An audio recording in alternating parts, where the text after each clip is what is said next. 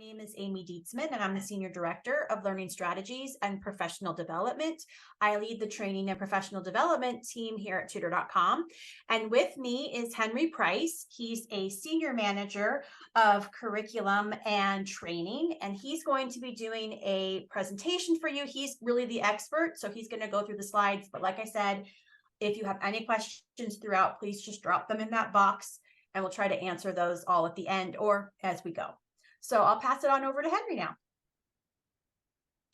Hi, good afternoon, everybody. Yeah, my name is Henry Price. Welcome. I am here to tell you a bit about the Tutor.com student experience today. So whatever your role may be, classroom teacher, administrator, parent, this should be of use to you as you determine how your students can best take advantage of the service that they have. So let's just dive right in. Our primary objectives today are to examine Tutor.com. What is it? What do we offer? Explore how our students can access Tutor.com.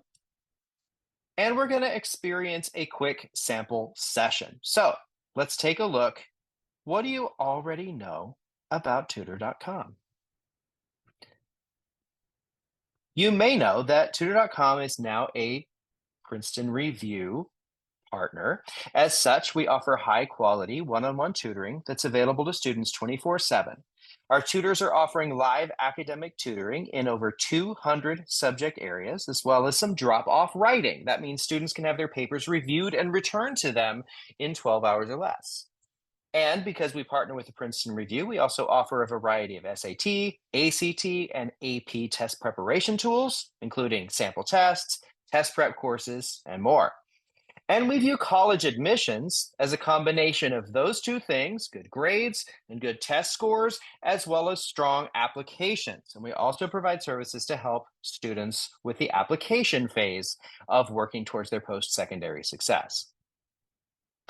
Which all sounds great, but you may be thinking, as a teacher, for instance, I already have so much on my plate. Why should I be promoting Tutor.com to my students? What's in it for me, right?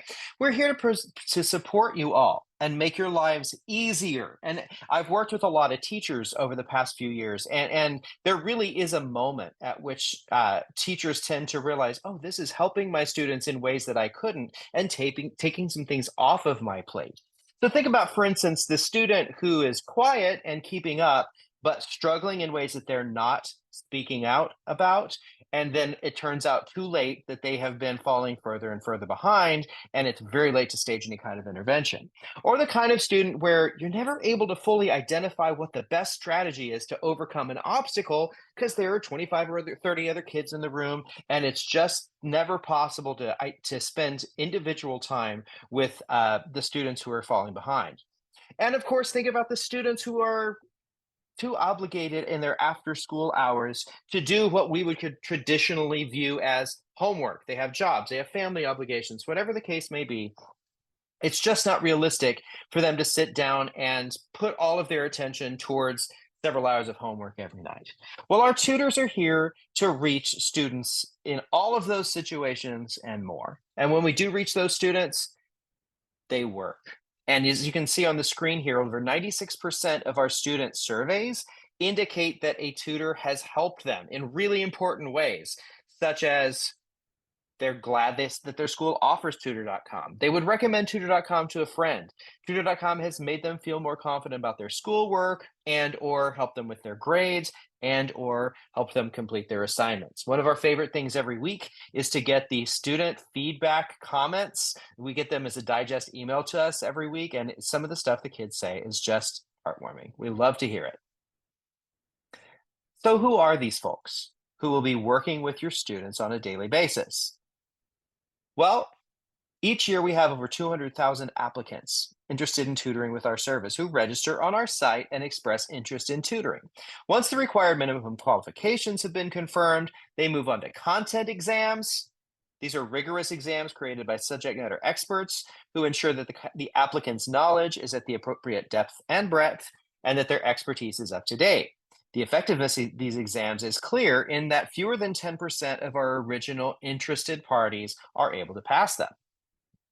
After that content knowledge assessment, applicants move on and get to know our proprietary online classroom. They connect to one of our facilitators who explains our philosophy of tutoring, helps them ensure familiarity with the features of our classroom, and conducts an interview with the tutor about their experiences with tutoring and make sure that they are a good fit for the service.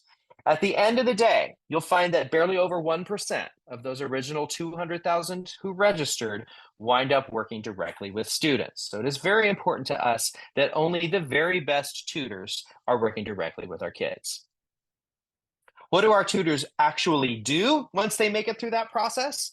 Well, our first and foremost obligation is to provide equitable access to all students. That means that we're going to meet with them in over 200 available subjects.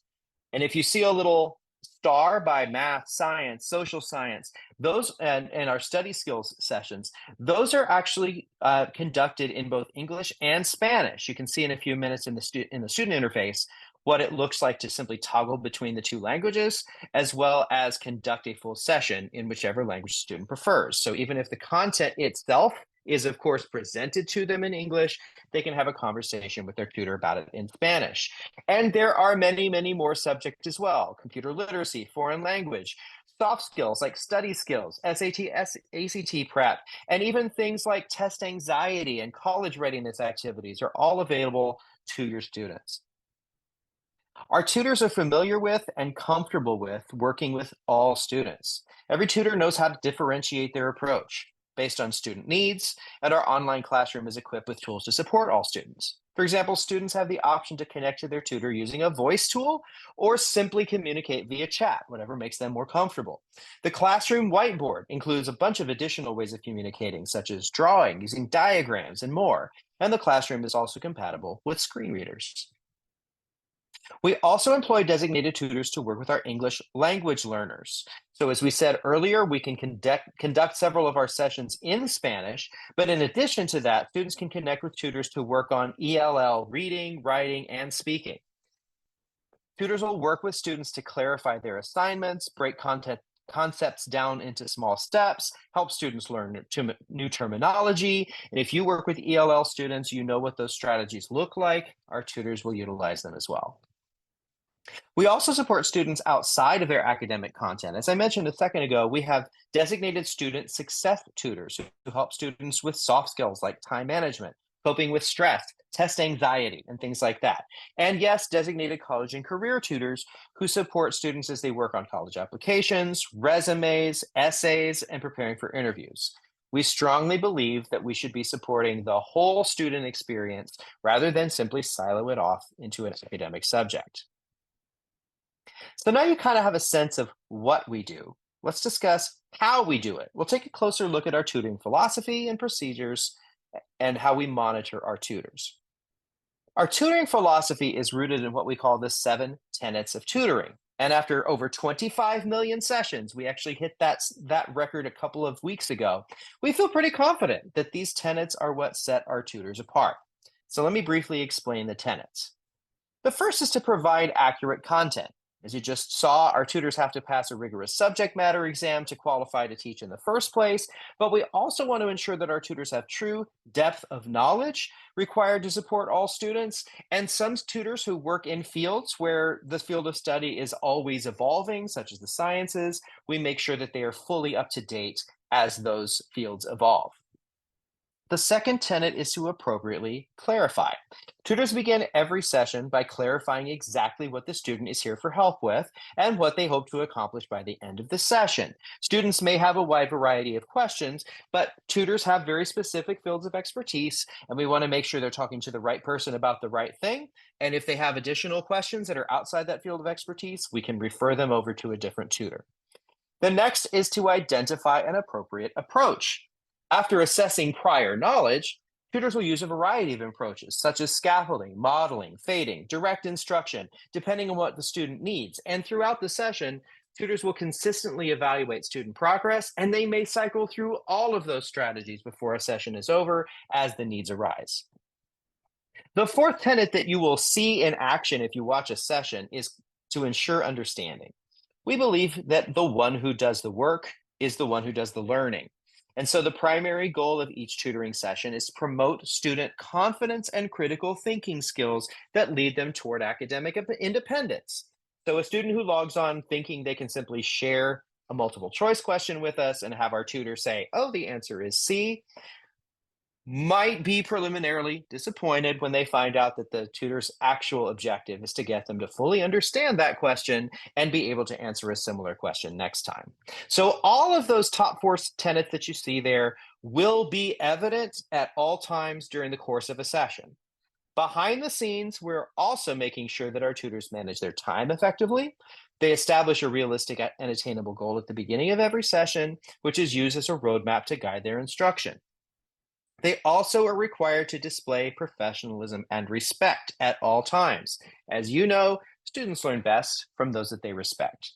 And a tutor will earn that respect by demonstrating kindness, patience, and empathy throughout the session. We love to hear student comments like the one I'll just read to you now. Juan was so kind.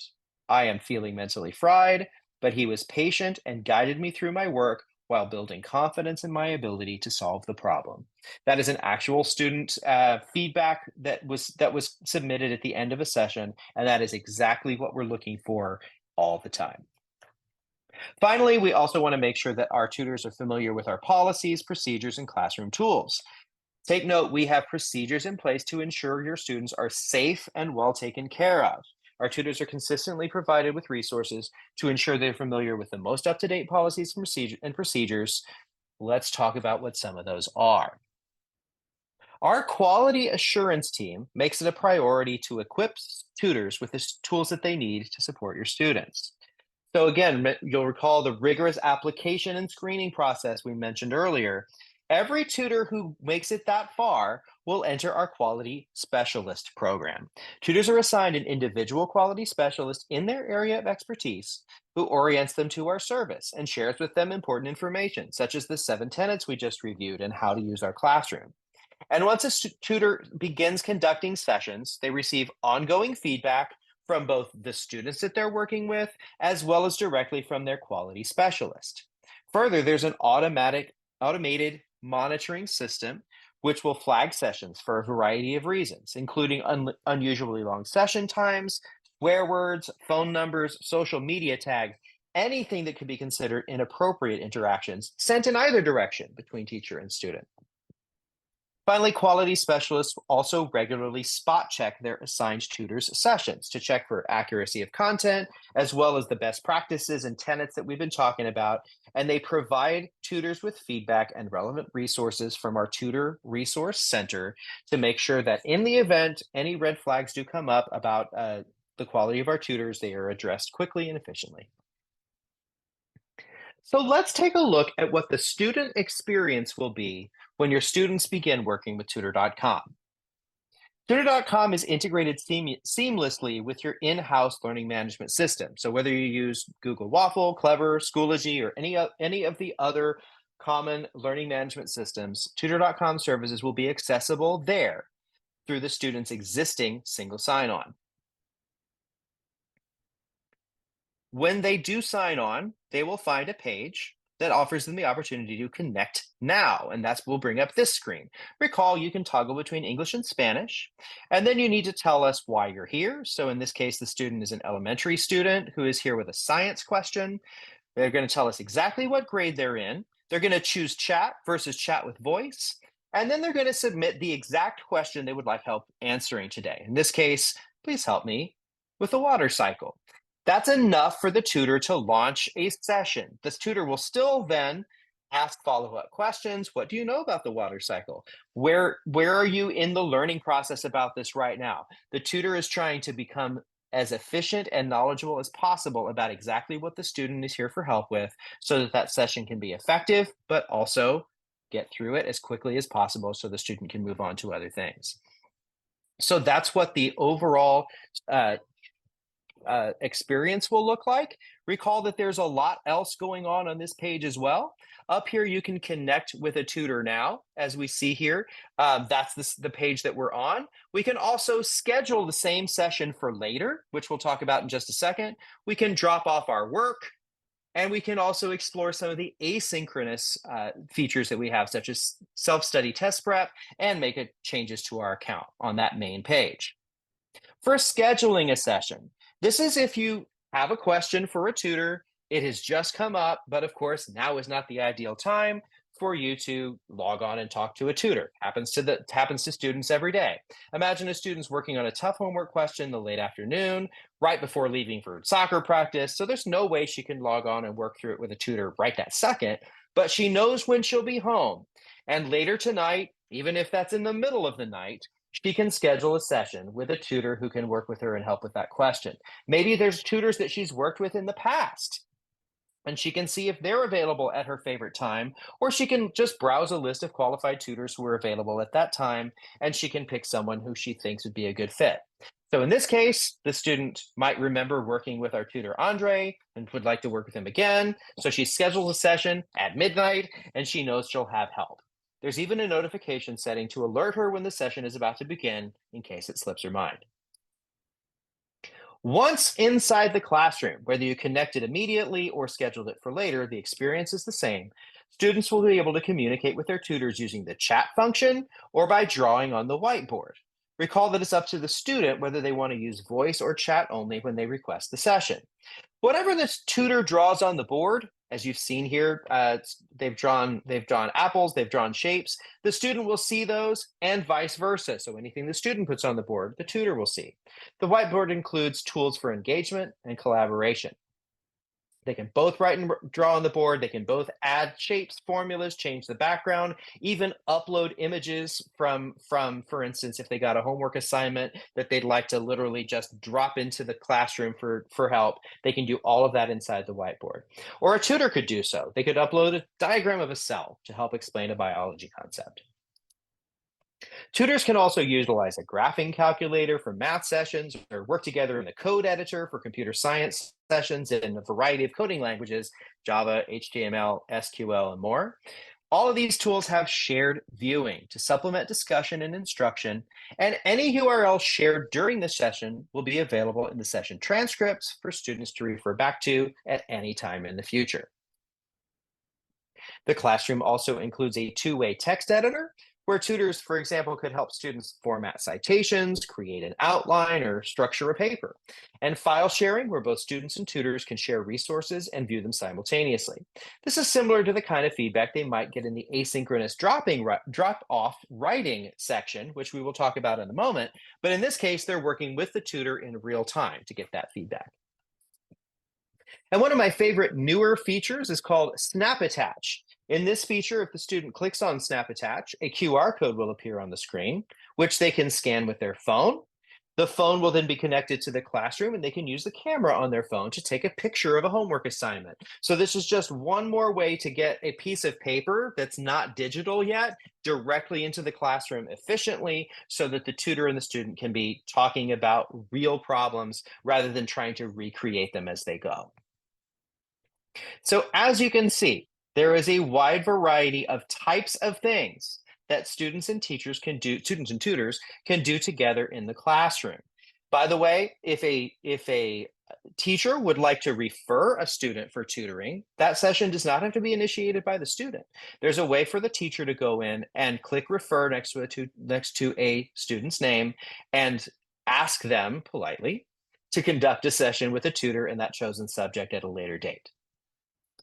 When the session is over, both the student and the tutor complete surveys. We talked about this a little bit in the quality assurance section. The tutor assesses learner needs, and this information contributes to the reports and early alerts that you may be able to view as a faculty member or administrator. We'll talk about that in just a moment. Students also have the opportunity to provide that direct feedback on their tutor. This is where those quotes come from that we love getting every week. Students will always be able to go back and review previous sessions as well, including transcripts and replays. If they wanted to, let's say they had a math session last night and they learned something really cool, a way of looking at it that really clicked for them, but then 3 more weeks pass. And that's when the test is on that. And they keep thinking, I remember something really cool my tutor said. Well, they can go back in here to their locker, they can find that exact session, and they can read the transcript or even watch the entire session on recording in real time so that they can remind themselves of exactly what it is they learned that they really connected with. In this section, students can also mark tutors as their favorites, which tells our system next time a student logs in with a question in the same content area, see if we can connect them to that tutor if they're available. Moving on to our asynchronous help. So beyond meeting directly with tutors, there are other things students can do. The most popular of these is probably our drop-off writing review. This is for students in 7th grade and up. The guaranteed turnaround on this for K-12 students is actually 12 hours or less. And honestly, the turnaround on this is usually less than 6 hours on average.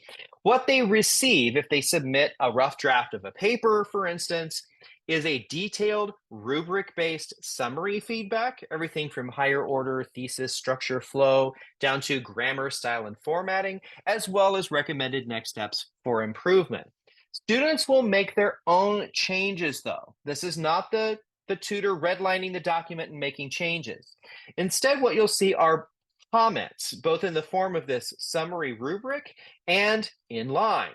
So you can see here that our tutor, Mary Ellen, has not gone in and fixed the student's grammar and mechanics, but rather highlighted the errors in the comments. She goes further by explaining why, in this case, capitalization was incorrect, and gives a very brief lesson on proper nouns. She asks the student guiding questions to help them correct their errors and not make the same mistakes going forward. It will still be the student's responsibility to go in and make those changes in the document. All those same comments you see from Mary Ellen in line, you will also see in the rubric. So under grammar and mechanics, she has rated this, and there's a 4-point scale, right, from beginning to exemplary. Mary Ellen rated this student's grasp of these concepts as developing, which means that the student does need some additional work on what is in this case capitalization, but it could have been anything. Here's Mary Ellen giving one of the higher order feedbacks, in this case, thesis statements. This is really important when students need guidance on how to construct a paper. They've got really good ideas. Their grammar and spelling and those lower order concerns are in pretty good shape, but they're having a hard time putting it into a great format. And so our tutors will help them do that as well. Those concepts will be, whether it's that or development of ideas, the structure of the essay, putting things in the right order, or even such things as proper citation format. If the student tells us what format they're responsible for using, the tutor will judge it on that basis. So all of that feedback will be of use to the students as they go back in and improve their paper. So that's the drop-off writing. Also, in the asynchronous services, you'll find practice quizzes in the variety of content areas you see on the screen there. My favorite thing about this is once you complete the quiz, you get all the feedback you need. What questions did I get right? What questions did I get wrong? If I got one wrong, I can review my answer, figure out what I could have done better. And if I'm still unclear, I can click on discuss with a tutor. And then instead of filling out that form that tells the tutor what I'm here for, that will auto-populate. I want my tutor to work on question 1 in the isotopes and weighted averages quiz, and the tutor will know that. They will call up that quiz, and they'll have a quick live conversation about it. So it's a pretty cool way to get additional help when you may see, uh-oh, seems like I missed this, but I can't figure out why. We also have what's called the Skills Center. This is a resource library that students can build themselves. They can add things like websites they found useful, flashcards they want to work from, videos, sample tests, worksheets that they have found helpful in the past. They can continue to sort of bookmark these as things they know they want to come back to sometime. Also available to them is the SAT and ACT Essentials. So if you've got students who are thinking about taking the PSAT, which might have been anytime from this week to the end of this month, this might be a good place for them to look for guidance on that, or anytime they take the SAT or ACT, go in and find out what's going on with the test these days. As you probably know, the SAT is changing fundamentally. This PSAT is the first fully digital SAT. So I'd like to know more about that. I can go in here and find out what's going on in the world of standardized testing. They can also set goal scores, work towards them through video lessons, practice drills, full-length practice tests, and more. And because it is affiliated with the Princeton Review, who built all of this content, they can also go check out the YouTube videos from Princeton Review, which we update almost daily because the landscape of college admissions and college testing is changing just that quickly. Finally, as their teacher, you're probably wondering how you can promote this service to your students. You can do that as well. In the session called the Client Portal, you're going to find promotional materials, digital, student handouts, information that you can pass along to other faculty members, links to training and webinars like this one so that you know how our service works. If you are interested in promoting these services to your students, please look here before creating any of your own. And if you want it right now, you could scan that QR code and it's going to take you to the client portal once you log in as a member of your district. And you're going to see all of these resources that might be turnkey that you can just print and put up on the wall or share out to your students through your LMS or whatever your favorite method is. These are also great things to hand out at parent-teacher conferences, at college nights, wherever you think they will have the greatest impact. And we're just about done with our presentation portion today. I want to give you an email address to link to in case you have additional questions that may come up in the future. But I'd also like to turn this back to Amy and see if any of you have submitted any questions that I can help you answer. Awesome. Thank you so much, Henry. I don't see any questions so far, so I'll just leave this open for another minute or two. If you have any questions you want to pop into that Q&A box, we'd be happy to answer those live. If not, you are always welcome to reach out with this email address here and ask your questions when they do come up, if you don't have any right now. So and just real quick, this session has been recorded, and I see more in attendance than I saw when I started speaking. So if you missed any portion of this, you can go back and watch the recording. That's right. Okay. I still don't see any questions. So I think we might be just about done, but thank you all so much for joining us. And I'm about to, yep. Okay. People seem to be logging off, so I think they're done. I think we're done too. Thank you so much, Henry. Everybody, all right. Have Thanks, a great Amy. day. Thanks everyone for attending today. Oh, I do see a question. Oh, the rubric. Which rubrics do you use? Oh, great. So the summary feedback form. Do we have that slide that we could just show? We have a summary feedback form. It's a general, it's kind of a generic sounds bad, but summary feedback form that we use for all students, and it just covers very basic overall things. There we go. Where are we going? It was here somewhere. Is it this? No, is this what you're looking for? Go to the writing slides that show for the writing section. Gotcha. Yes. So we do use, there it is. So there's a grammar and mechanics section that we look at. So it really depends on what the student and the school would like us to use, because there's so many, right? So our writing tutors are going to ask those questions. In fact, there may be, if you look here, it's pretty small fonts, but you can see the questions that they're asking are, what are the topic of your paper? Where are you in the writing process? What citation format are you using, if any? So those types of questions we're getting from the student, so we know kind of what they're interested in and what format they're expected to write the paper in. And this bigger one, please describe your assignment and any instructions you've received from your teacher, right? So we want to know as much as possible from the student so that we can give them feedback that's going to help them get closer to what you've asked them to do, rather than run the risk of telling them something that may be valid but not relevant to that particular assignment.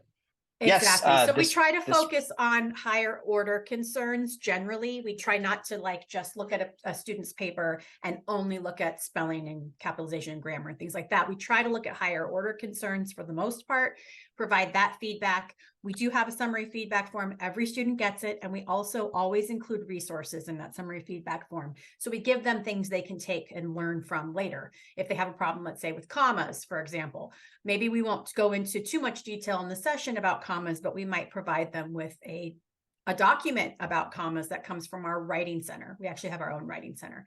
And yes, Henry's answering that. It is available to view later. Hopefully that helped. Okay, I think we're good. All right. Thanks, Thanks everybody. again, everybody, for your time today. Have a great day.